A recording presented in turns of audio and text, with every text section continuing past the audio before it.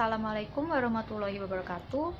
My name is Irma Lovianita. I'm an English department student of Andalas University.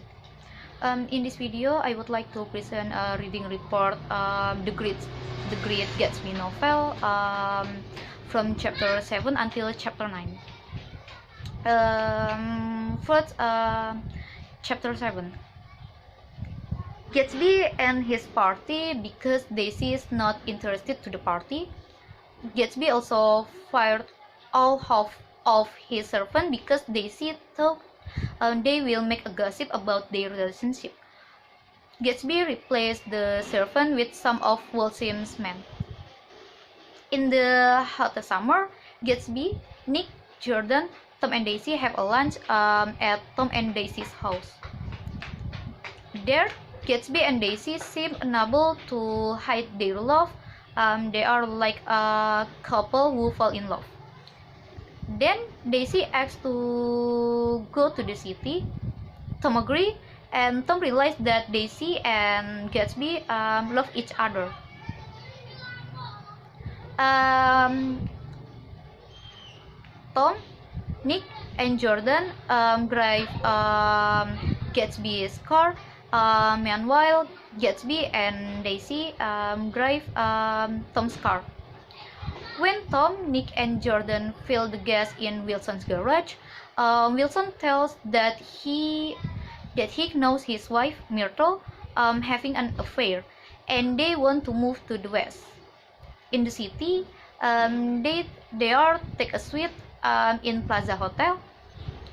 There, Tom said that Gatsby lied that he was graduated from Oxford, and said that Gatsby committed the crime of bootlegging to make Daisy stop loving Gatsby. Tom asks Gatsby what he wants from Daisy, and Gatsby replied that Daisy loved him, not Tom. Tom says that he and Daisy have a history that Gatsby couldn't possible to understand it. Tom then sent Gatsby and Daisy back to Long Island. While on the way back to Long Island, Gatsby's car hit Myrtle and caused Myrtle to die. Daisy drove the car and hit Myrtle, but Gatsby was responsible for the accident to protect Daisy. Gatsby tells Nick the truth and asks Nick to check on Daisy because he is worried about Daisy. Nick says that everything is fine. Even Tom and Daisy are eating, and Nick leaves Gatsby alone. Next, chapter 8. In the chapter 8, Nick couldn't sleep all night. Nick visits Gatsby's house in the early morning. Gatsby told Nick that he waited for Daisy until 4 a.m. and nothing happened. Nick tells Gatsby to forget about Daisy and move from Long Island, but Gatsby refuses it.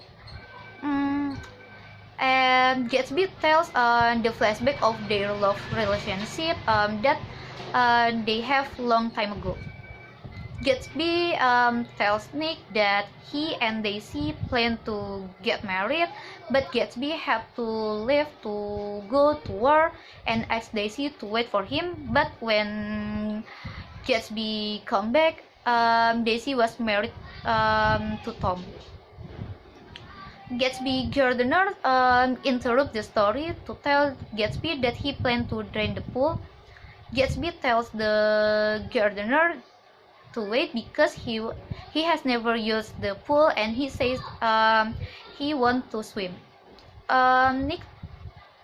Nick went to work and said that Gatsby is worth more than the Buchanan and all of their friends. Wilson, who knows the car that hit Myrtle is Gatsby's car, go to Gatsby's house, and he finds Gatsby lying on the air mattress in the pool, floating in the water and looking up at the sky. Wilson shoots Gatsby. Gatsby is dead, and then he shoots himself. Nick back to West Egg, and his friends and finds Gatsby floating dead in his pool. Next, chapter 9.